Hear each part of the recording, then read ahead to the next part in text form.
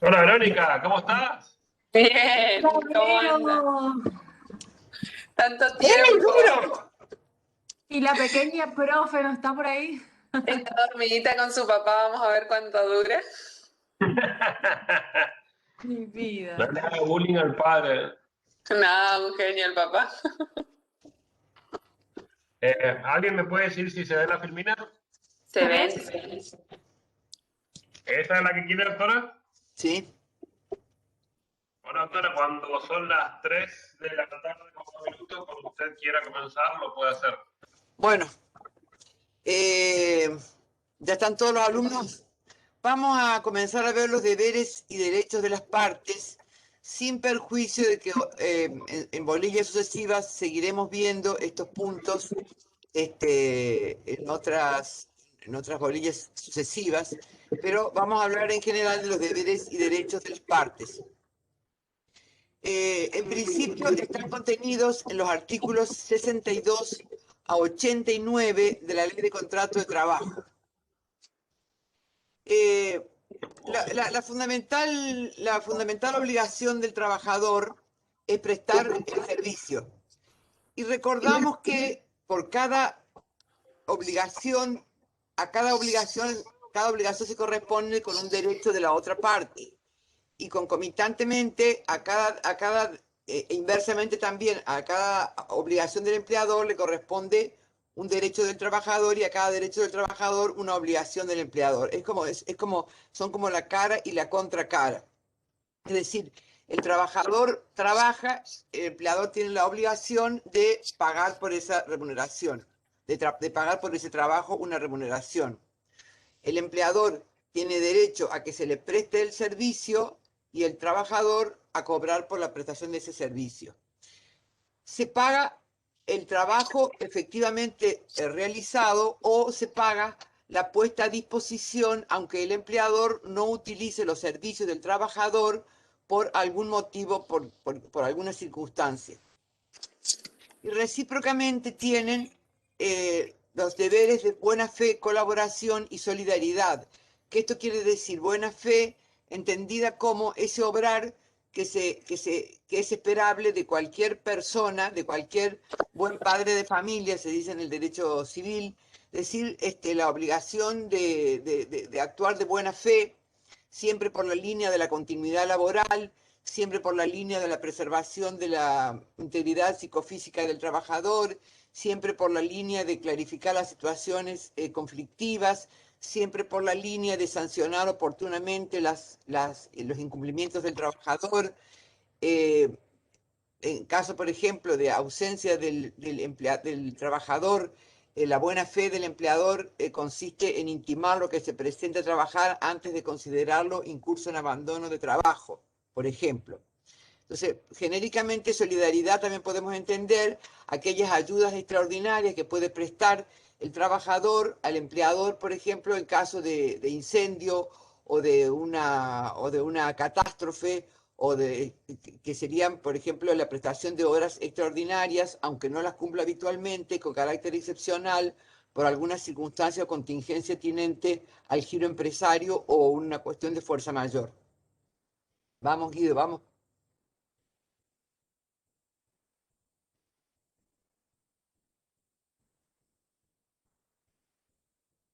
¿Pasamos, Guido?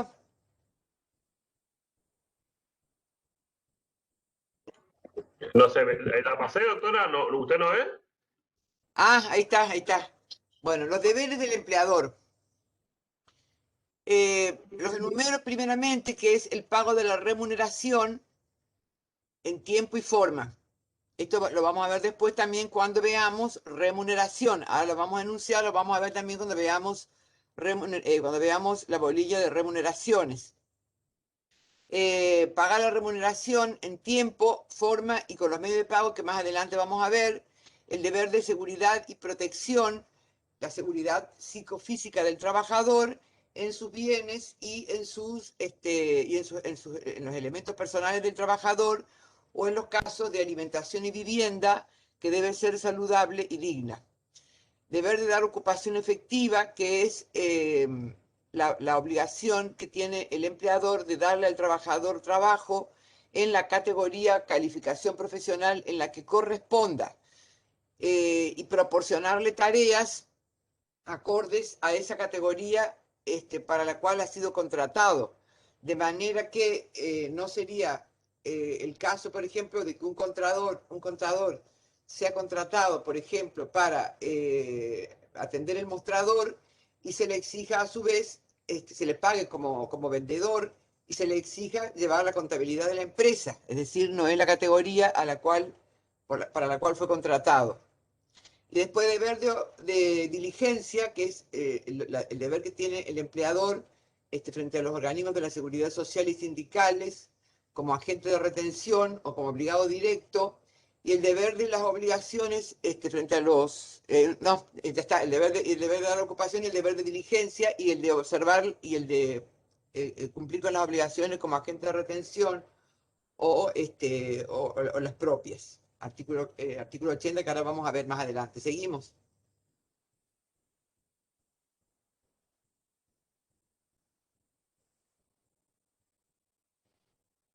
Estamos enumerando el deber de no discriminar, estamos enumerando los deberes del empleador. Tiene el deber de no discriminar a los trabajadores por razón de sexo, raza, nacionalidad, género, etcétera. Igualdad de trato a todos los trabajadores, el deber de llevar libros, que ya lo dio la doctora Pansardi, el deber de formación profesional y de información, que es un deber genérico que está en la ley 23.546. Pasamos. Estamos enumerando los deberes. Bueno, la remuneración. La remuneración es la principal obligación del empleador, decimos, como consecuencia de la prestación que le da el trabajador o de la puesta a disposición. El empleador puede exigir la dación de tareas y es obligación del empleador darle tarea en la categoría y en la jornada establecida. Y es una injuria al trabajador el no darle, no, perdón, me quedé con la otra. Solo se paga temporalmente. Solo no se paga temporalmente, me quedé con la anterior, solo no se paga temporalmente para casos de suspensión disciplinarias o económicas que tienen un máximo de 30 días y y las económicas y las disciplinarias son de 30 días y las por fuerza mayor tienen un máximo de 75 días. Espera, no, ahí está. La falta de pago genera la mora automática, pero eso no significa que el trabajador pueda considerarse despedido sin antes haber intimado al empleador al pago por el principio de buena fe y de continuidad del contrato. Se paga en caso de accidentes, ya sea que lo va a pagar la ART o lo va a pagar el empleador en caso de enfermedades y accidentes inculpables. Se paga en las vacaciones y todas otras licencias pagas que tenga, como por ejemplo por estudio. Se paga también en el contrato de objeto prohibido. Habíamos visto que el contrato de objeto prohibido es aquel que no es oponible al trabajador, como por ejemplo el trabajo de extranjeros o de indocumentados, o el trabajo de menores en jornadas que excedan las reglamentarias. Pero eso no se puede oponer al trabajador y en ese caso es exigible el pago.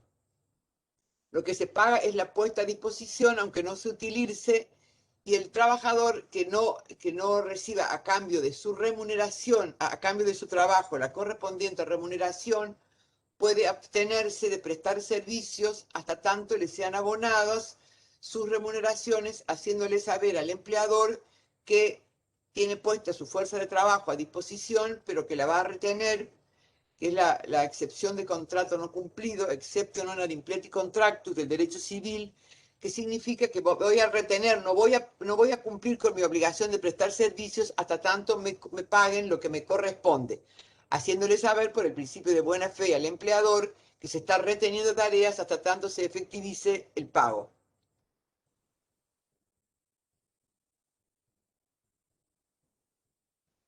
Bueno, deber de seguridad y protección del trabajador que está previsto, por supuesto, en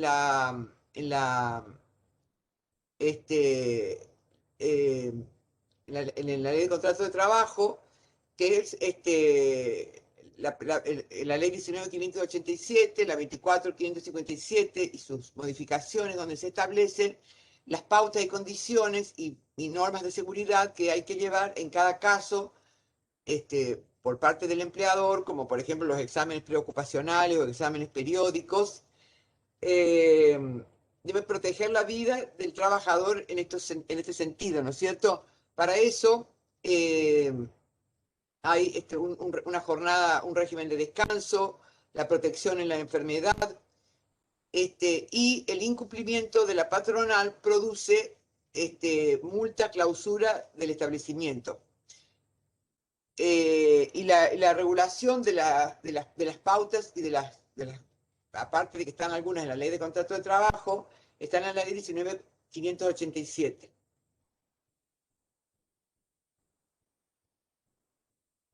No solamente debe proteger la salud del trabajador en su integridad, como vimos conforme las pautas de la ley de riesgo y conforme las pautas de la ley 19.587, sino que también lo debe proteger en sus bienes.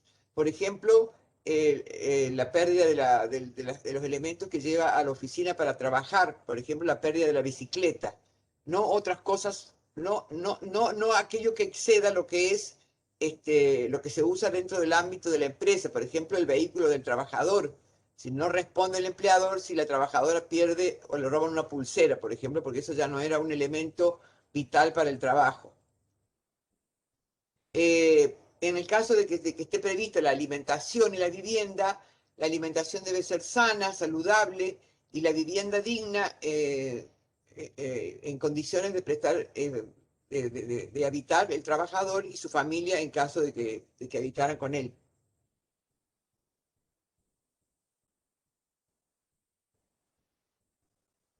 Deber de ocupación, que ya habíamos señalado anteriormente, es dar trabajo en las condiciones arregladas, en el caso, proveerle la materia prima y las herramientas, porque también la falta de dación de herramientas o de los elementos indispensables para cumplir con su prestación es también una obligación patronal. Y se debe garantizar en cada jornada una remuneración no menor al salario mínimo vital y móvil, sobre todo cuando se presta, por ejemplo, por rendimiento, trabajo rendimiento.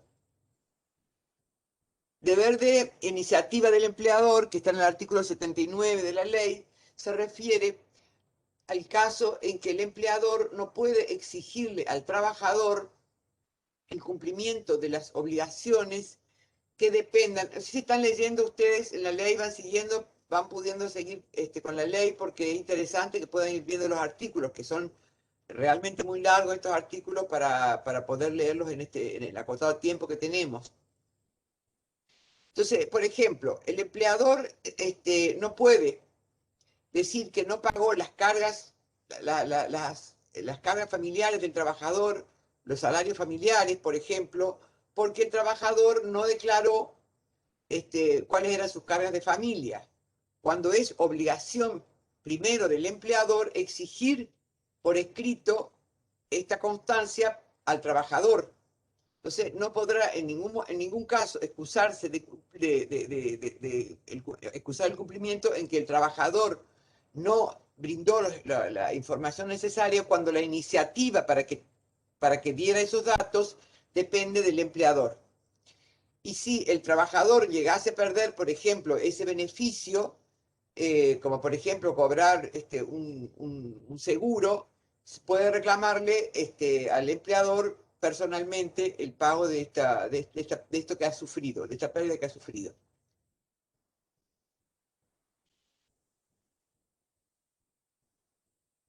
Frente a los organismos de la seguridad social, tiene distintas obligaciones, tiene que ingresar los aportes y contribuciones de la seguridad social, entregar constancia de los aportes, entregar certificado de servicio. Ahora vamos a avanzar en esto, pero la constancia de aportes y el certificado de servicio lo va a pedir, lo va a entregar en cualquier momento que sea necesario por razones fundadas o siempre al finalizar el contrato, como ahora lo vamos a ver. Recordamos entonces que las contribuciones son y los aportes son del empleado y las contribuciones son del empleador. Se aporta para el sindicato, ¿no es cierto? Aporta el trabajador por la ley 23.551.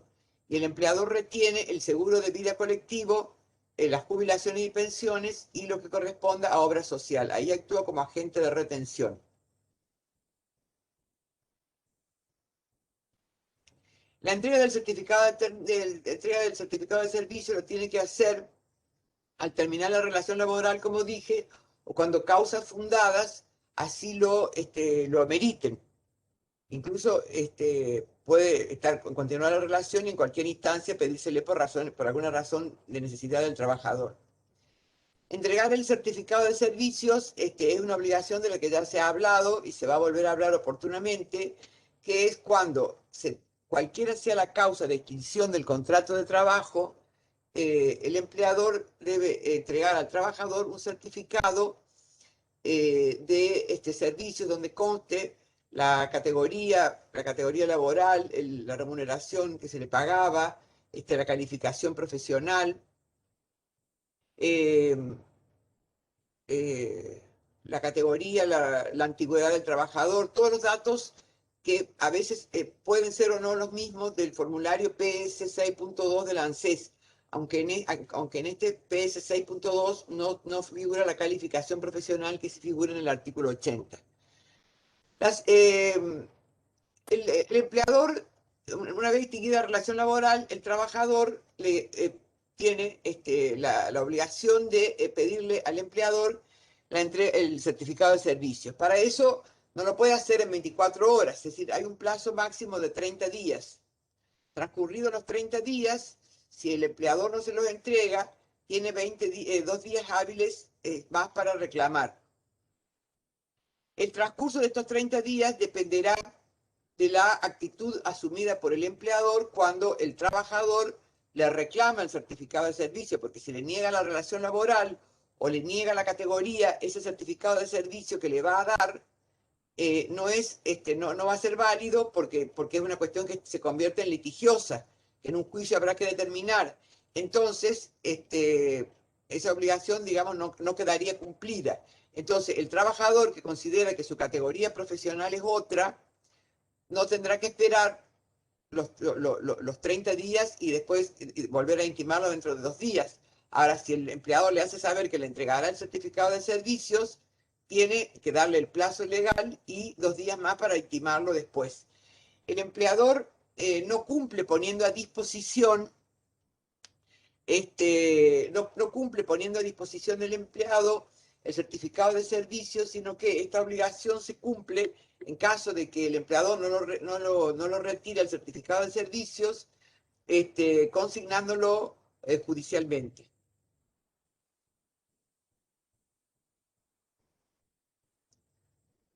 La sanción conminatoria se da para el caso en que se hubieran retenido aportes del trabajador y no se hubiesen depositado en los organismos correspondientes.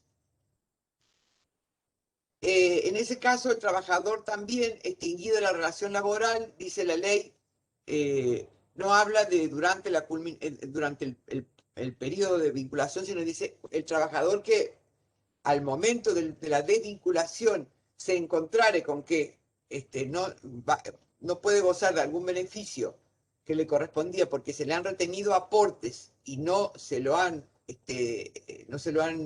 depositado, aparte de la sanción penal que le corresponde al empleador, el trabajador lo va a intimar. Aquí la función no es tanto que el trabajador, digamos, no es tanto el hacerse el trabajador de un dinero, digamos, no es tanto favorecer al trabajador, sino el que cumpla con los organismos de la seguridad social, el empleador que ha retenido aporte, porque este es un delito, retener aportes y no haberlos depositado a los organismos correspondientes. Entonces aquí, una vez intimado por 30 días por el empleador, se le va a abonar una remuneración equivalente al salario del trabajador hasta que cumpla con el pago. Repito, solamente para el caso en que, solamente en el caso en que se hubieran hecho retenciones, y no, si no le hizo las retenciones, no corresponde. Si le hizo las retenciones, pero no las depositó en los organismos, allí procede la sanción.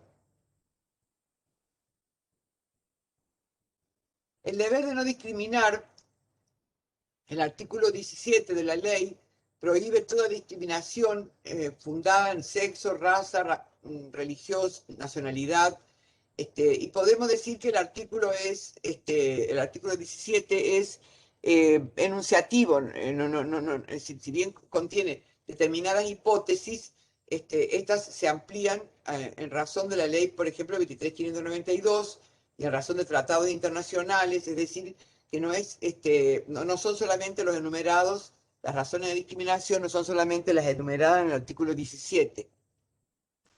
Y la ley 23.592, que es la ley llamada contra la discriminación, que es la que le permite a la persona que se ve impedido, obstruido, restringido o menoscabado el pleno ejercicio sobre derechos igualitarios, a reclamar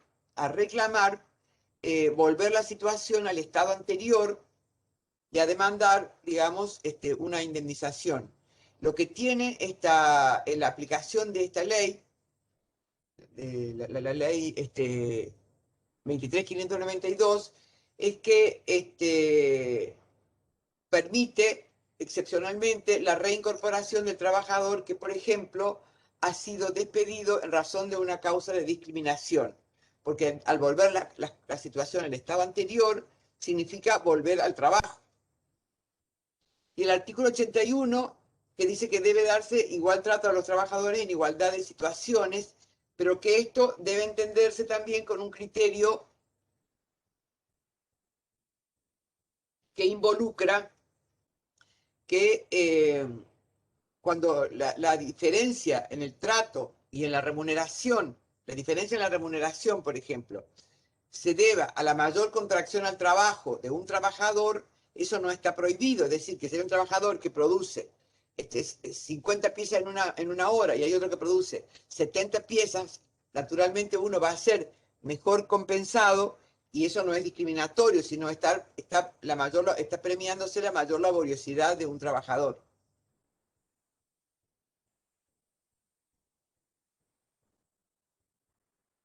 Bueno, el deber de llevar libros, esto ya lo dio la doctora Pansardi. La ausencia del libro es una presunción en contra del trabajador sobre los datos que debían constar en él. Eso es así, indefectiblemente, ¿no? Esto ya lo explicó la doctora. Es una cuestión que siempre se tiene en cuenta a la hora de sentenciar. La formación profesional, que es el deber que tienen los empleadores de capacitar a los trabajadores para un mayor, para ascender, digamos, en la escala jerárquica dentro de la empresa o institución, perfeccionarlo, brindarle las herramientas tecnológicas. Es simplemente programático, porque no está organizado esto, está simplemente como un deber de capacitación, de formación profesional, pero que no está así como un poco en abstracto, digamos, en el sentido de que dice prepararlo para mejores funciones con más exigencias, pero no está regulado.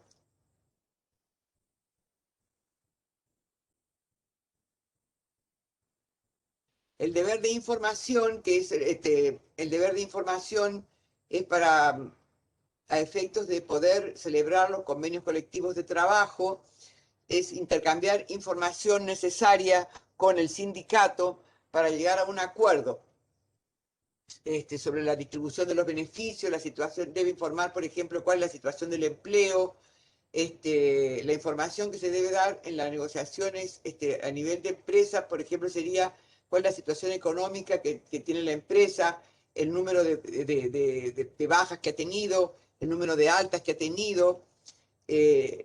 Esto se utiliza mucho en las empresas en crisis, y la obligación de guardar secreto, porque es información confidencial, para poder negociar colectivamente.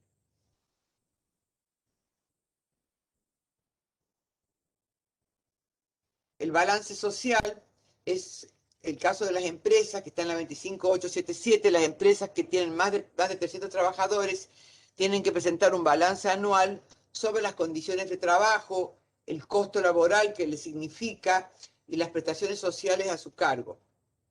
También no incluye información reservada que tenga que ver con el manejo interno de la empresa, digamos que no deba darse a conocer porque forma parte de la estrategia de empresa. Y esto también es para la negociación colectiva.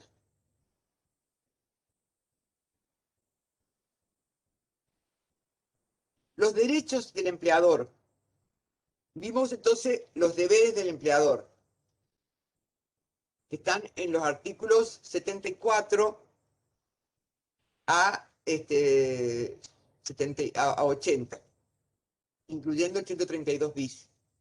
La facultad de organización del empleador es la facultad de organizar y de dirigir su empresa, organización y dirección, que es organizarla de la mejor manera que crea conveniente para los fines de su empresa, a los fines de lucrar con la empresa, pero siempre resguardando la dignidad, la salud y la vida de los trabajadores, respetando las normas de higiene y seguridad, respetando la jornada de trabajo, pero tiene la facultad de organizar y dirigir dentro de las pautas y de las normas que contemplan la situación tanto del trabajo, de la ley de contrato de trabajo, como de la salud de los trabajadores. Y sin perjuicio, o sea, sin dañar de la preservación y mejora de la situación personal y patrimonial del trabajador. Es decir, lucrar, pero también permitir el mayor y mejor crecimiento del trabajador dentro de la empresa y sus condiciones de vida. La facultad de control, que es aquella facultad que tiene el empleador de tener, poner controles de entrada o de salida al establecimiento. De entrada sería para el caso de que no se introduzcan elementos que puedan ser utilizados en perjuicio de la empresa, del establecimiento, de los trabajadores, por decir, panfletos o elementos que pudieran generar algún peligro potencial. Y controles de salida que deben hacerse por selección automática de personal con el conocimiento de la autoridad administrativa del trabajo y selección automática quiere decir que cada tantos, es decir, para que no haya ninguna persecución en especial respecto de algún trabajador, es con un sistema de selección automática, pongámosle cada 5 minutos, una persona va a ser controlada. Cuando se trata de mujeres, debe ser, cuando se trata de control personal, también debe hacerse a cargo de otras mujeres para no violar su intimidad. Y debe ponerse en conocimiento de la autoridad administrativa para que pueda controlar estos controles. El poder reglamentario, que es el poder de crear la empresa un reglamento de empresa. Ese reglamento de empresa es como un pequeño manual de instrucciones sobre cómo se va a proceder en la empresa. En no pueden establecerse nada que viole los principios establecidos en la ley de contrato de trabajo. Es decir, por ejemplo, no podría imponerse, en este caso, en el reglamento, una sanciones pecuniarias al trabajador como multas o cualquier otra norma que por ser reglamentaria intente violar el orden público laboral. O sea, el poder reglamentario debe estar ajustado dentro de todo a la ley de contrato de trabajo o a lo que digan los convenios colectivos. Y debe hacerse conocer al trabajador el reglamento de la empresa y suscribirlo, ser suscrito y conocido por cada trabajador. La facultad de modificar el contrato de trabajo que es, está prevista en el artículo 66 a 68 de la Ley de Contrato de Trabajo, y el poder de aplicar sanciones que van, ahora vamos a avanzar con esto porque lo vamos a ver más adelante, el poder de aplicar sanciones que van desde apercibimiento, llamado de atención, suspensiones que no pueden ser mayores de a 30 días en el año, y en el año calendario, o en el año aniversario, y, y, este, y hasta la máxima sanción, que es el despido. Esto lo vamos a ver más adelante ahora. Pasamos entonces a la facultad de modificar el contrato, seguimos.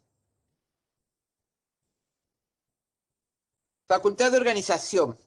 El empleador organiza técnica y económicamente la empresa, establecimiento o explotación. Acá tenemos los artículos donde está la definición de empresa, de establecimiento y de explotación. Pasamos al otro. La facultad de dirección, el empleador dirige la empresa con carácter funcional. El límite al poder de dirección es la preservación de los derechos del trabajador, que ya vimos. La facultad de control, controla el cumplimiento de órdenes, control especial sobre el modo de cumplir la prestación de servicio con asistencia y puntualidad, control de ingreso y egreso, relevamiento médico del trabajador en caso de que sea necesario, cuando el trabajador, por ejemplo, inasiste, le asiste al empleador el derecho de hacerlo controlar por un médico de la empresa. Es una facultad que tiene el empleador que está dada en el artículo 210. El Poder Reglamentario organiza el trabajo a través de directivas verbales o escritas. El reglamento de empresa, como dijimos, debe ser notificado al trabajador respetando el orden público laboral. Esto ya lo vimos, está nomás graficado para que no lo olviden. Modificación del contrato de trabajo. El empleador puede modificar el contrato de trabajo siempre que no se modifiquen cuestiones esenciales del mismo. ¿Cuáles serían las cuestiones esenciales o núcleo duro? Bueno, la remuneración, para algunos puede ser el lugar de trabajo, para otros no, y la categoría. El lugar de trabajo puede a veces, según las circunstancias, ser modificado siempre que se pueda compensar económicamente y de alguna otra manera al trabajador. Son las modificaciones razonables y que no alteren elementos no esenciales. Esto da para hablar mucho porque es muy casuístico, depende mucho de cada caso, lo que puede entenderse como razonable o no dentro de cada establecimiento. Por ejemplo, yo tuve un caso y no debe causar perjuicio al trabajador, por supuesto. Yo una vez tuve un caso de una perfumería que se le proponía a la gerente de la sucursal Resistencia trabajar en la ciudad de Corrientes, pero a cambio se le daba una retribución especial, una retribución, un plus, digamos, por el traslado, se le compensaba el traslado y se la compensaba también con menos horas de trabajo. La trabajadora no aceptó y se consideró que en el caso era razonable porque se la compensaba con dinero y con tiempo, es decir, que no probó otra circunstancia que permitiera, no se probó otra circunstancia que permitiera suponer que le estaba causando un perjuicio. En otro caso, por ejemplo, la trabajadora firmó un contrato donde decía que ella podía trabajar acá o en Sáenz Peña.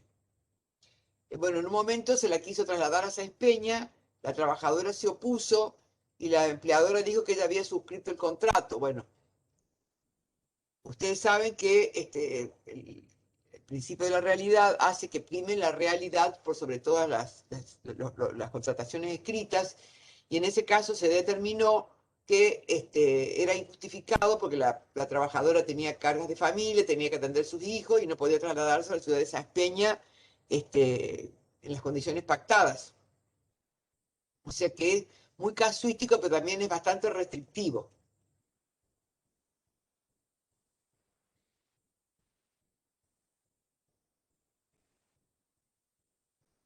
Si se van a modificar las condiciones esenciales, requiere consentimiento y puede hacerse.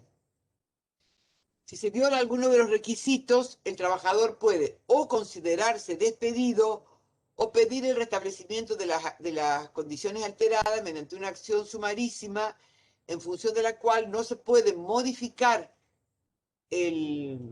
las condiciones establecidas hasta que el juez no determine si la modificación que se quiere introducir por parte de la empleadora es razonable o no es razonable. Hasta tanto no se dicte, no se pronuncie el juez, no se tocan las condiciones que existían, preexistentes.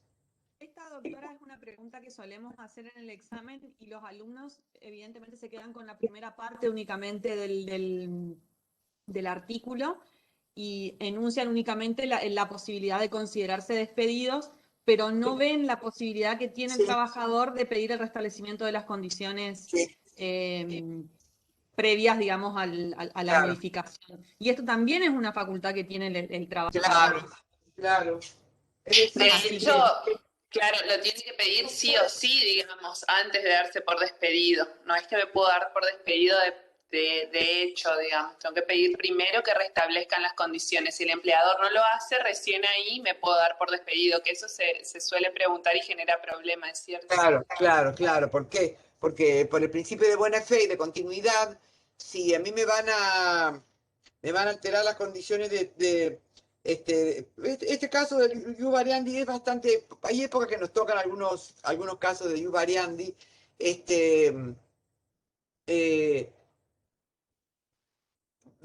tuvimos uno, por ejemplo, donde el trabajador interpuso una acción para que no se le modifiquen las condiciones de trabajo hasta tanto no resuelve el juez. Y se trataba de un cocinero de una casa de comida que hay acá, que tiene varios establecimientos y se lo quería trasladar de una sucursal a otra. Bueno, las pautas orientadoras son las reales necesidades de la empresa, respetando siempre la indemnidad del trabajador y la modificación no debe ser perjudicial. Ahora, siempre a cambio, digamos, para lograr el consenso del trabajador, que también puede ocurrir, puede ser que le dé lo mismo trabajar acá que a 3 cuadras, pero puede ser que acepte trabajar en Fontana o en Tirol, pero a cambio que le den una flexibilidad horaria o una compensación económica, por lo que significa la mayor distancia a la que habían convenido, trabajar a una mayor distancia a la que habían convenido. Bueno, por eso para Capón Fila el núcleo duro es la calificación profesional, la remuneración y el horario asignado. El horario es un poco más flexible últimamente. Y para Vázquez y Alar, ya son viejos por supuesto, pero son pautas siempre, cambios posibles del lugar de trabajo, el horario razonable y el tipo de actividad dentro de la misma categoría, pero la categoría es inamovible.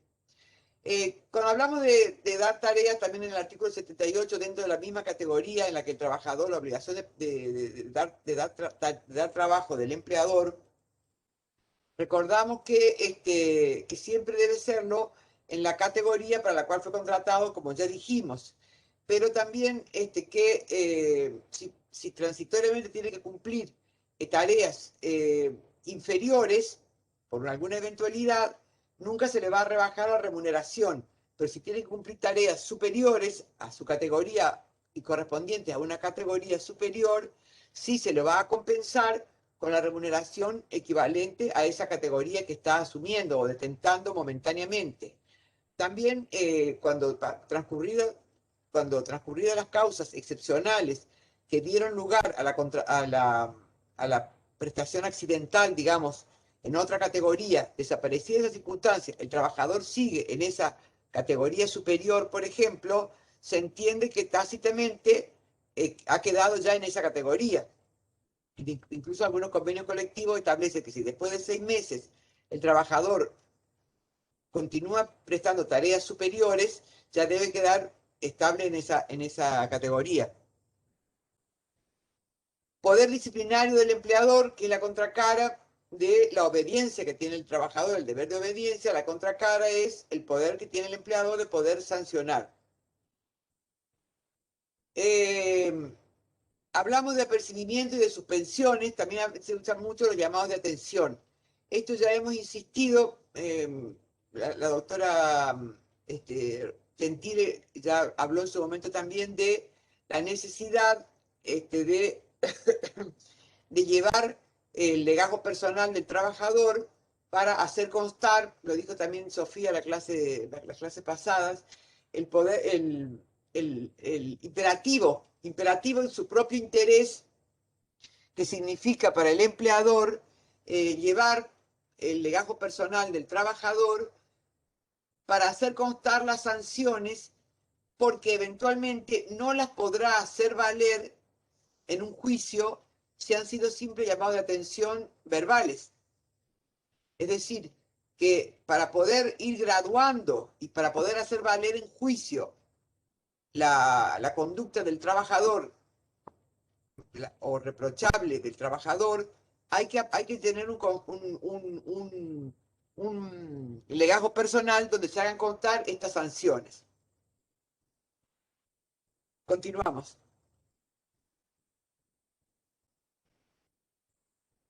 La sanción debe ser razonable en el sentido de que si el trabajador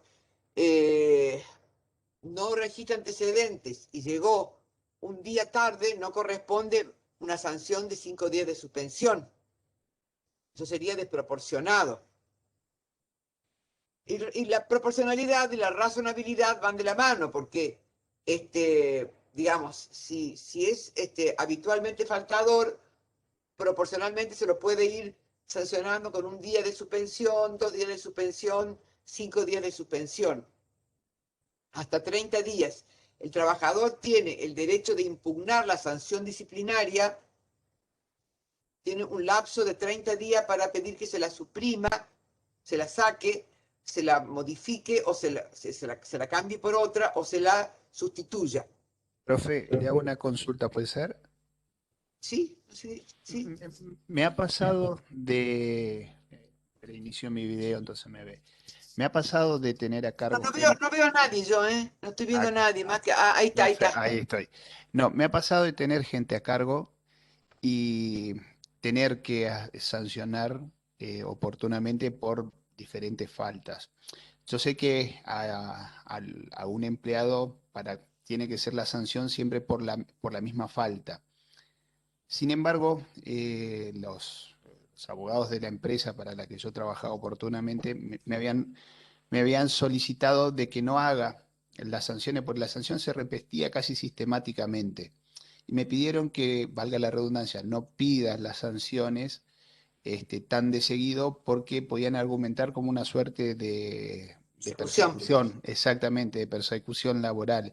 ¿Hay alguna recomendación para entre tiempo y tiempo? Porque, a ver, era una sanción, era un empleado que concurría todos los días y cometía la misma falta todos los días, que era ni más ni menos que llegar tarde o a veces ni siquiera avisar y faltar a trabajar.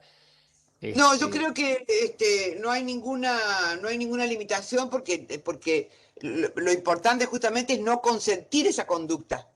Es decir, puede ser que por una estrategia uno diga, bueno, lo voy a hacer 2 veces por semana, si todos los días llega tarde lo voy a ir haciéndole apercibimiento para no hacerlo todos los días. Entonces le hacen saber el día viernes, por ejemplo, o el día miércoles y el día viernes que ha faltado, que viene llegando tarde toda la semana. Pero no hay ninguna prohibición al empleador de restringirse en el derecho a hacerlo. Porque tampoco se puede acusar persecución laboral si es un hecho de la realidad y si el trabajador la consiente. A ver, si el trabajador niega llegar tarde... Si la situación sería diferente y correría el riesgo de incurrir en una discriminación si hay otros trabajadores que llegan tarde y no se le aplica, digamos, no se le da igualdad de trato, es decir, a uno nomás se le aplica el apercibimiento por esa falta y a los otros que cometen esa misma falta leve en el día a día, y hay que considerar que esa misma falta cada día constituye un hecho nuevo también, no es que se le está aplicando por el mismo hecho el apercibimiento. Porque hay una calificación cualitativa y una calificación cuantitativa del incumplimiento. Es decir, el cualitativo es que todos los días llega tarde. Si son pequeños hechos que se van sumando uno a uno hasta colmar, hasta que llega un límite que no se aguanta más y es la gota que colme el vaso. En el caso del trabajador que dice usted, yo creo que no hay ningún problema en llamarle la atención todos los días, pero en algún momento, por ejemplo, y como dice Julián, siempre que se haga que no pase, no esté permitiéndose a uno y no permitiéndosele a otro, que no haya trato discriminatorio. Entonces, si ese trabajador llegó tarde toda la semana, bueno, se lo apercibe una vez o dos veces o tres veces por semana, haciéndole saber que llegó tarde toda la semana. Y después se lo suspende y haciéndole saber que puede ser que no se consentirán más faltas en lo sucesivo. Entonces después sí, después de las suspensiones, el despido. ¿Me entendió, Díaz? Sí, sí, perfectamente. Muchas gracias. Es decir, que no habría en su caso concreto impedimento para que se lo sancione al trabajador que esté incumpliendo. No tengo por qué hacer la vista gorda para que no piense que hay persecución. Claro, Lo que se porque puede hacer es notificarle una vez a la semana, o dos veces a la semana, o tres veces a la semana, o sí, todos los días. para el caso concreto llegaron a percibimientos creo que 2 semanas consecutivas, dejé pasar 15 días, o sea, 2 semanas aproximadamente, un nuevo apercibimiento y a la cuarta vez ya empezaron las suspensiones, primero por un día, después por dos y Claro, así bueno, me parece que sucesivamente. estaba bien. Y hasta que me terminé sentando con el empleado y arreglamos su salida, porque yo ya le dije, la siguiente es despido con causa. Arreglemos Claro. y terminó renunciando, le compramos la renuncia y le pagamos lo que le iba a tocar por el fondo de desempleo, porque eso es todo lo que esperaba el empleado cobrar si yo lo despedía, por eso quería que yo lo despida. Arreglé con él pagárselo y terminó renunciando. Ujú, ujú. Sí, Por una arriba de renuncia la negociada. indemnización. Una renuncia negociada. Gracias. Bueno, contemporaneidad quiere decir que yo tengo que sancionarlo inmediatamente del hecho. Eh, no dejar pasar el tiempo a menos que yo recién tome conocimiento de un hecho que ocurrió hace mucho tiempo y recién el empleador toma conocimiento, pero si no, hay que hacerlo inmediatamente. ¿Por qué? Porque el trabajador puede entender razonablemente que se está consintiendo su conducta, que la empresa no tiene problema, que le tolera que llegue todos los días tarde. O perder la noción de cuál fue, por qué, es decir, por qué me están sancionando por un hecho que ocurrió hace 20 días. Es decir, pierde razonabilidad. Ahí sí podría ser una cuestión persecutoria que en su momento se dejó pasar y después se lo quiso utilizar. No se puede sancionar dos veces por un mismo hecho. No es que es decir, no sancionar dos veces por un mismo hecho no quiere decir que no se pueda, que por el hecho de ser faltador no se lo pueda seguir apercibiendo o suspendiendo, sino por un hecho puntual de una determinada fecha no pueden ir dos sanciones. Por el mismo hecho, por el hecho del día 25 de mayo de 2021. No puede llevar dos sanciones ese mismo hecho. Respetando la dignidad del trabajador, y darle, en su caso, el derecho de defensa, que es pedir la impugnación, la revisión judicial de, de la sanción. Se le debe notificar por escrito y si no, la consintió, si en el plazo de 30 días no la objeta. ¿Alguna otra pregunta?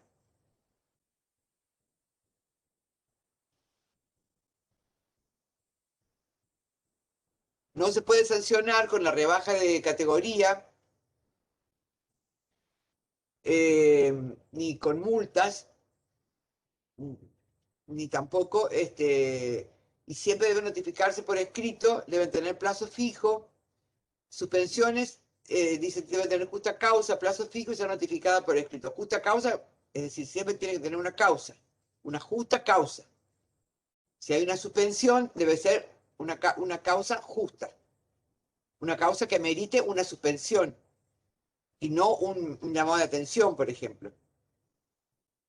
Debe tener un tiempo determinado siempre y ser notificada por escrito. En ese tiempo de las suspensiones, el trabajador no percibe remuneración. Pasamos. Ya esto lo dijimos, dejar constancia en el legajo personal del trabajador de toda sanción. Profe, ¿puedo hacer una pregunta? ¿Sí? Si la falta del trabajador persiste, o sea, por ejemplo, llegadas tardes y hacer mal su trabajo, y no quiere renunciar por sus propios medios, no hay renuncia, ¿cómo se dice?, pactada. Y si se le despide al trabajador una vez que fue ya distanciado de su trabajo un tiempo, el trabajador alega que se le despidió injustamente. Las cámaras contarían, imágenes de seguridad contarían como pruebas para el empleado, a favor del Perdón, empleado, no del escuché empleador. bien. Perdón, no escuché bien. ¿Qué me dijiste? Que en los casos de despidos por las mismas faltas repetitivas del trabajador, pero en forma intencional, ¿las cámaras de seguridad contarían como pruebas para verificar que el empleador hizo mal su trabajo, que el empleado hizo mal su trabajo? Sí, las cámaras de seguridad, las cámaras, sí, son sistemas, son pruebas válidas. Ajá. De Gracias, hecho, profe. las utilizan en varios casos. Hemos tenido de las cámaras de vigilancia, prueba de las cámaras de vigilancia. Bueno, Gracias. no, por favor. Bueno, los deberes del trabajador son, enumeramos, deber de diligencia y colaboración, deber de fidelidad. Diligencia y colaboración es prestar el trabajo correctamente, en los horarios estipulados. Deber de fidelidad tiene que ver con guardar secretos o reservas respecto de los operativos, de la manera operativa de la empresa. No ventilar, por decir un caso, las recetas de la cocina, las técnicas que utilizan para la elaboración de determinado producto. El deber de obediencia es acatar las órdenes impartidas siempre que éstas sean razonables. El custodiar los instrumentos de trabajo. El daño que da lugar al resarcimiento al empleador es cuando el trabajador que tiene la custodia de bienes a su cargo los dañara, va a ser responsable solo en caso de que hubiera incurrido en dolo o culpa grave. La mera culpa no es considerado, digamos, la mera culpa no da lugar a reclamar el daño por parte del empleador, el daño causado, sino tiene que ser un hecho intencional o una culpa rayana en el dolo, una negligencia total y absoluta. El empleador tiene 30 días también, en un plazo de caducidad, para interponer esta acción por daños. Y el deber de no concurrencia, que significa el deber de abstenerse de realizar por sí o por terceras personas, por familiares, por ejemplo, tareas en concurrencia o competencia con las que realiza el trabajador en el establecimiento. Salvo que contara con la autorización del empleador. Esto sería, por ejemplo, el caso en que un trabajador, yo tuve un caso, por ejemplo, de una fábrica de pastas que tenía la elaboración de determinado tipo de pastas especiales, especialmente eh, con, con salsas especiales, y la trabajadora, sin autorización, puso un local utilizando las mismas fórmulas que utilizaba la empleadora para la composición de esas masas y de esas salsas especiales.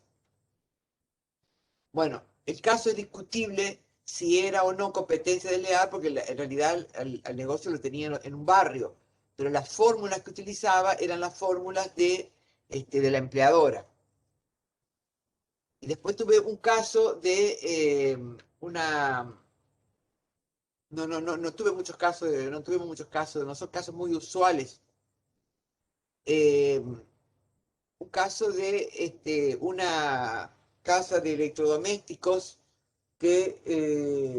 una casa de electrodomésticos que tenía un servicio técnico, y un par de trabajadores, cuando llevaban los productos al domicilio, ofrecían a su vez un servicio más barato que el servicio técnico de la casa, y hacían ellos ese trabajo paralelamente a la empresa. Eso la empresa lo pudo comprobar, y bueno, y se consideró que era justa la causa del despido. Derecho del trabajador a la percepción de su salario, a que se le dé ocupación efectiva, a tener igualdad de trato y a no ser discriminado, a retener la prestación en caso de que no se cumplieran con las normas de seguridad e higiene en el trabajo, o que se estuviera cometiendo cualquier abuso contra su persona o sus bienes.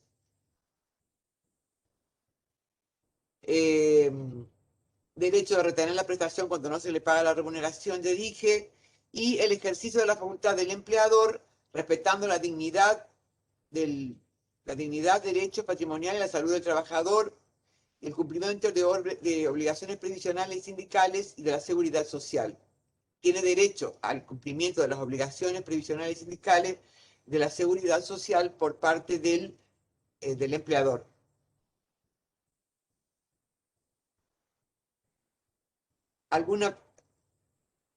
Sobre las invenciones o descubrimientos, ¿alguna pregunta sobre esto? Bueno, invenciones o descubrimientos. En principio, la invención o descubrimiento, seguimos, después voy a hablar de eso. Invención o descubrimientos, el derecho, estamos ya en la invención o descubrimientos. Bueno, la invención o descubrimiento, en principio, corresponde al empleador, al trabajador, aunque se hubiese utilizado instrumentos ajenos, que son los casos de invenciones libres, y que si la quiere vender, nunca tuvimos un caso, nunca, en 42 años nunca tuve un caso de esto. En caso de que quiera vender la patente, que debe patentar este producto, este invento, debe darle preferencia al empleador. Pero cuando haya utilizado conocimientos o medios adquiridos con anterioridad por el empleador, que son las invenciones de explotación, o haya sido contratado para realizar el invento, en ese caso las invenciones van a ser del empleador. Es decir, si ha sido contratado para hacer una explotación determinada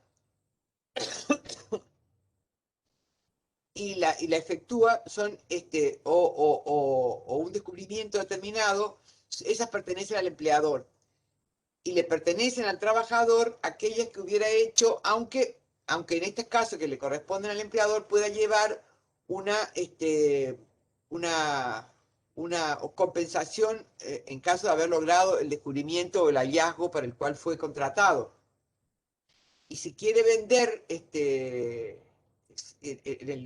al principio, cuando la invención surgió sola, aunque se hubiese valido de elementos o de instrumentos que le proporcionó el empleador, en ese caso siempre deberá darle preferencia al empleador para la venta de su invención o descubrimiento.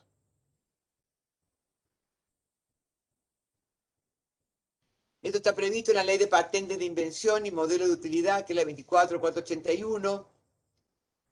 Hay una retribución complementaria para el caso de las inversiones de servicio, como les dije, una compensación económica justa en las inversiones de explotación. Es decir, un plus, un adicional por el invento de explotación o de servicio.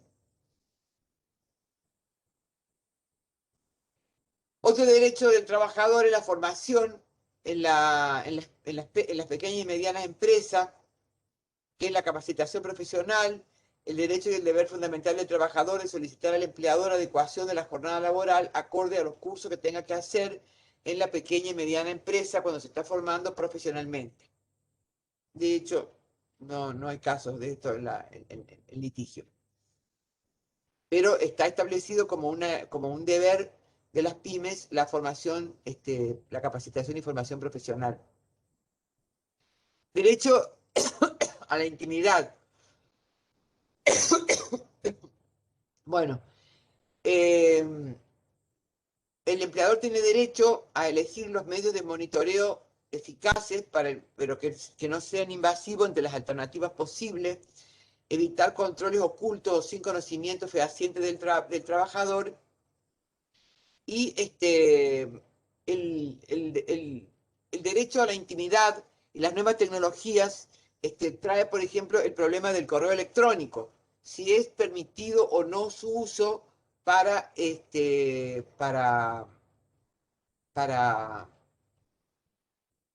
cuestiones personales del trabajador. Y el principio es que razonablemente el trabajador debe utilizar los elementos que le proporciona la empresa para trabajo relativo a la empresa. Y el tiempo de la empresa también debe ser utilizado con la tecnología proporcionada por la empresa para cuestiones atinentes al trabajo dentro del horario de trabajo. Ahora con el tema del trabajo, del teletrabajo y del trabajo que se está realizando ahora en pandemia, las cosas van variando y tomando otros costados.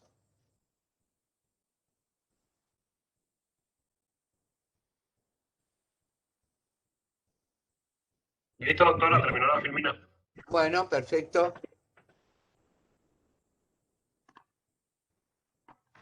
¿Alguna pregunta?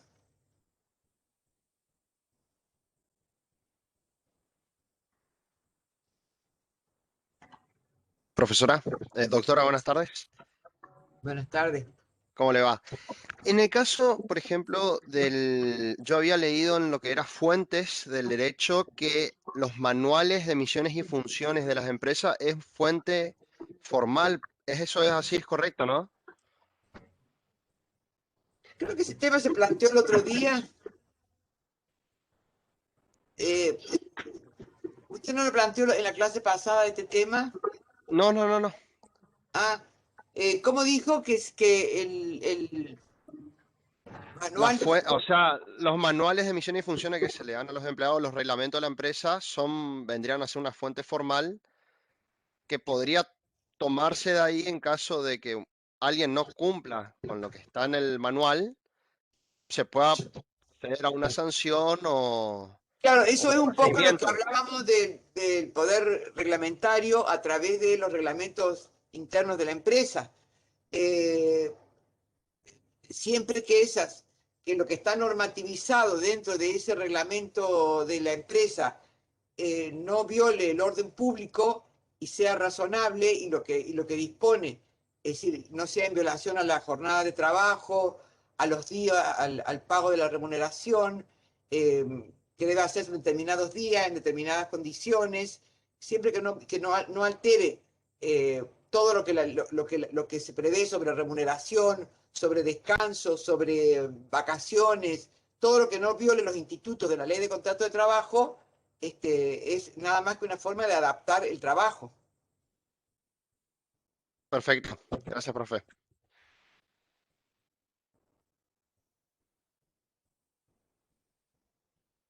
Hay un concepto nada más que quiero dejar en claro, si Sí. bien entiendo a dónde iba el compañero cuando habló de la renuncia concertada, ¿sí? Esta no es una forma de extinción del contrato, entiendo que por ahí en la práctica fue la solución o la salida que se encontró para el caso concreto, pero después cuando estudiemos las formas de extinción del contrato, vamos a ver que la renuncia está por un lado y después podemos tener una extinción de común acuerdo del contrato de trabajo, ¿sí? Entiendo perfectamente, Díaz, no sé cómo será tu nombre, pero simplemente para que por ahí no quede, porque después por ahí tu compañera repitió, ¿no? Esto de la renuncia concertada. Entonces, y después si por ahí lo llegan a decir en un examen puede llegar a estar no del todo bien, ¿sí? Entendemos hacia dónde iba. Quiero que lo expliquen muy bien, pero no es una forma, es decir, no es una forma, no está prevista como la forma de extinción del contrato de trabajo, que son taxativas. Exactamente. En ese caso, digamos, podría ser un mutuo acuerdo extintivo, un mutuo acuerdo extintivo hecho ante escribano, etcétera. Pero en la práctica sí ocurre, y es una realidad, pero es un hecho de la práctica, la renuncia negociada, que se hace bajo la forma de compensación, se le da una compensación por la renuncia, que no significa nada más que una gratificación, se suele poner, pero que en realidad es una manera de ponerle cierre y negociar una renuncia. Exactamente. Eventualmente, no quiero entrar en este tema porque lo vamos a ver después cuando veamos las causas de extinción, podría prestarse a esa compensación que se le da, podría dar lugar a una acción por parte del trabajador para decir que fue forzado a renunciar, etcétera. Ya tiene otras derivaciones la cuestión. Por eso por ahí es válido lo que dice Sofía, no es una forma habitual de extinción, pero es un hecho de la práctica, la renuncia negociada. Totalmente. Claro, igual se firma, independientemente de la renuncia, se firma un acuerdo con el empleado. Claro. No, por eso es simplemente, ahora sí Álvaro, por ahí dejar a salvo eso justamente por esto último que dijo la doctora, ¿sí? Para la posibilidad después de que se cuestione ese acto, ¿no? Y para evitar después equívocos en la conceptualización de las formas de extinción. Claro. Pero lo van a encontrar, creo que Grisolía habla de la renuncia negociada, o no sé, otros autores que leí sí hablan de la renuncia negociada, no recuerdo si habla de eso, pero creo que sí que habla también Grisolía. Bueno, chicos, no sé si tienen alguna más preguntas, pues pueden hacerlo, y si no, termina la clase y nos veremos el miércoles de vuelta. ¿Quieren hacer otras preguntas? Profe, queda pendiente subir las clases grabadas de Cisco, ¿verdad? Mirá, Bianca, ¿cómo estás? Quedaron cargándose en el estudio esta mañana. Entiendo que ya deben estar cargadas todas, pero ahora más tarde vamos a corroborar eso.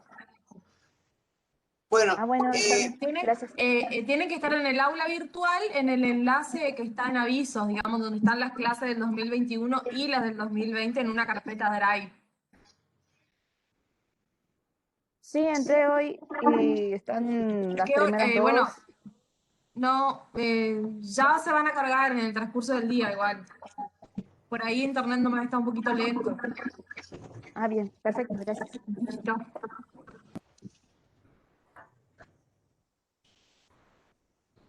Bueno, doctora, ¿le parece si seguimos el miércoles? El miércoles continuamos entonces con la unidad 6. Continuamos con la unidad 6. Modalidades actuales. De cualquier manera, esto se va a seguir viendo en las clases próximas, en las próximas bolillas vamos a seguir viendo, por ejemplo, remuneración, pagar la remuneración. Vamos a extendernos más con el tema de los plazos y lugar y tipo de pago, que si tenemos tiempo y volvemos para atrás, lo puedo explicar. Yo solamente quiero acotar y reforzando un poco lo que dijo Sofía, es el artículo 66 y el ius variandi. Es impresionante cómo no lo saben o no saben la dinámica del artículo y los supuestos, sí, o las acciones o las actividades posteriores que pueden realizar los trabajadores ante un ejercicio abusivo del ius variandi. Así que eso le pedimos por favor que refuercen para la época de los exámenes. Sí, es cierto eso, es cierto. Y lo relativo también al perjuicio material y moral que no puede ocasionar ese ejercicio de luz variante. Por ahí uno les pregunta qué tipo de perjuicio puede generar y quedan ahí titubeando sin saber qué responder, ¿sí? Una consulta sobre el Ius Variandi. En caso, pues también me pasó.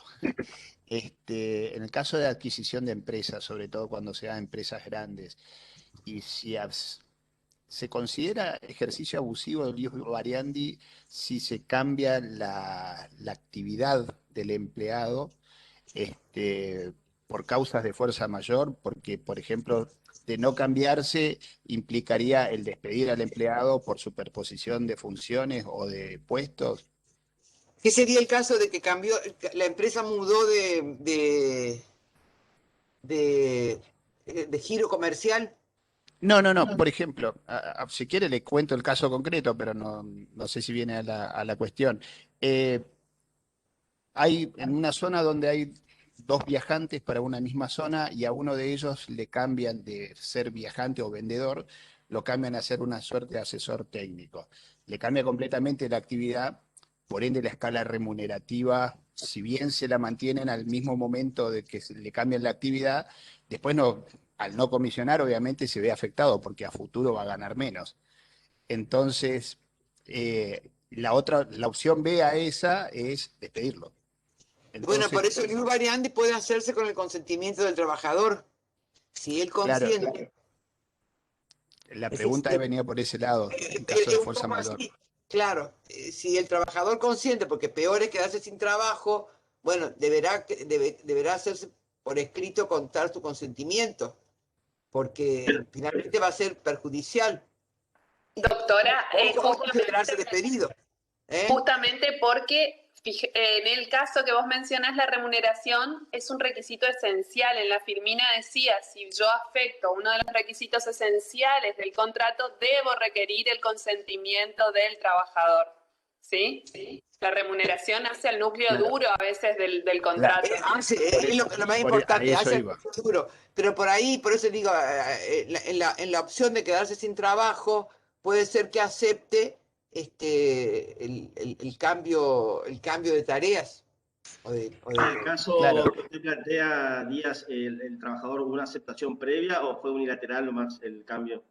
No, finalmente no se dio porque no me ocurrió por suerte a mí, pero le pasó a un compañero y finalmente le modificaron, hicieron toda una Acá se cuestión para cambiaron que no doblemente, caminara. se cambió la categoría del trabajador y se cambió la remuneración, doble de Claro, modificación de aspectos le iban a esenciales. modificar la categoría, si bien en la actualidad no le modificaban los ingresos, a futuro sí. Porque no es lo mismo La actualizar categoría por era una paritaria. categoría inferior encima. Sí, un poco inferior incluso. Y sí, Permiso. eso en Yo- principio no está bien. Por más que cambie la empresa, que cambie de giro comercial. Hay un caso de eso, profesora Ingrid Solía, que menciona el caso de un personal que trabajaba en la Mercedes-Benz, creo, y se discutía con respecto, creo que era al principio de irrenunciabilidad, no me acuerdo bien. Variaín En contra donde Mercedes-Benz. Variaín. ese creo que era que él aceptó un menor salario y un puesto más bajo antes de que se le realice un despido indemnizado. O sea, yo estuve viendo si era, o sea, justo o no, pero bueno, ante el despido indemnizado. Ese es el La caso Corte Suprema dice que emblemático para asentar el principio de irrenunciabilidad. Es decir, que sí. el hecho del silencio del trabajador durante la relación laboral no significa que haya consentido, sino simplemente que esperó el momento para poder accionar, porque se supone que no iba a dar su consentimiento para una rebaja de categoría. Eh, eh, eh, entonces, digamos, lo aceptó tácitamente, no le quedaba alternativa, pero después reclamó la mejor, que todos los casos en que reclaman por una mejor categoría o por un mejor salario, Claro, pues consintieron se busca mientras duraba la la relación mejora laboral. continua. Claro.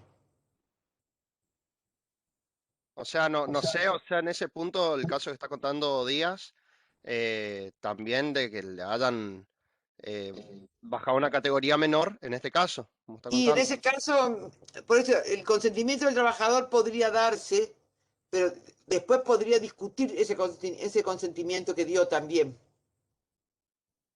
Es decir, es con acuerdo del trabajador, pero Claro, eso también es podría lo que, discutir el apremio en el que se encontraba para poder suscribir ese acuerdo. La presión claro, moral, la claro, necesidad, etcétera. lo que Porque el básicamente se busca principio evaluar es si era la... Perdón. el principio es que nunca la modificación debe ser peyorativa para el trabajador, nunca, de ninguna manera.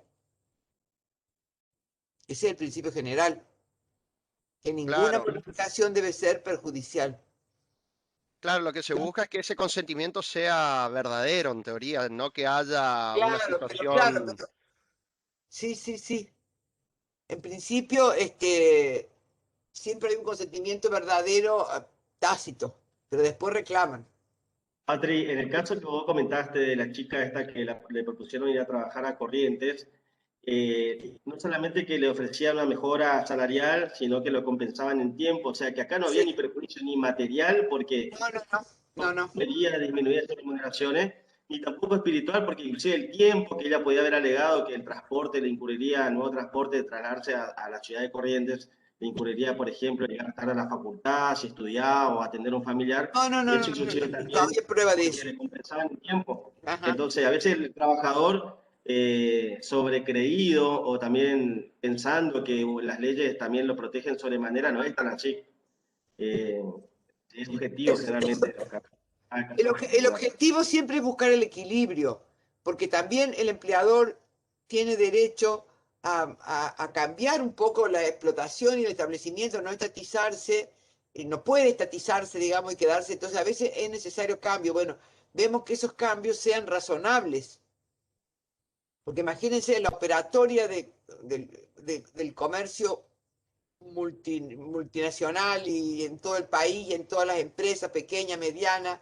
Los cambios son constantes, permanentes, son una cuestión que debe ser un poco flexible. Y otra cosa que tiene que ver con lo que estaba dando la doctora Busto, que es el tema de la facultad de dirección y la facultad de control, hoy en día están en crisis y el empleador está buscando cómo materializar o efectivizar estas facultades en frente o de cara a la nueva modalidad que es el trabajo remoto o el teletrabajo.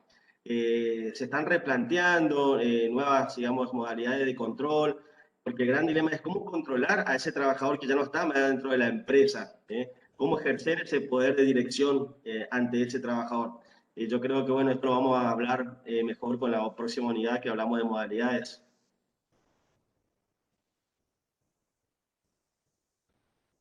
¿Alguien más? Disculpen, acabo de revisar el aula virtual para los alumnos y alumnas. Les aviso que está la carpeta en la sección de avisos, es una carpeta que dice clases 2021. Solamente falta la última clase que se debe estar cargando, porque la dejamos cargando hoy al mediodía con los profes Sofía y Guido, así que ahí vamos a estar subiendo también esta clase de hoy. ¿No puedes compartir tu pantalla respecto al aula virtual, así le mostrás?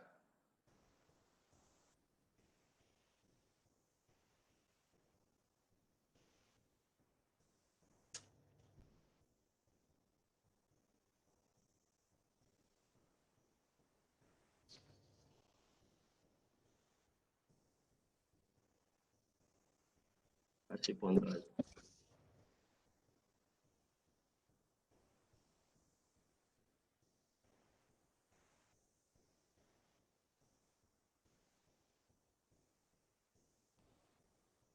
Está silenciada, profe.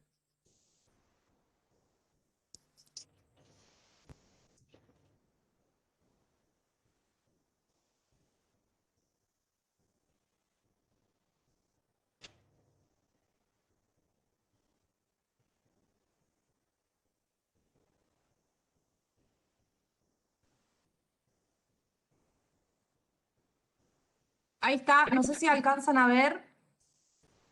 Ahí están todas las clases, falta la última y la de hoy. Perfecto. Se va, profe. Bueno, listo. Bueno, Gracias, Clara. No, de nada.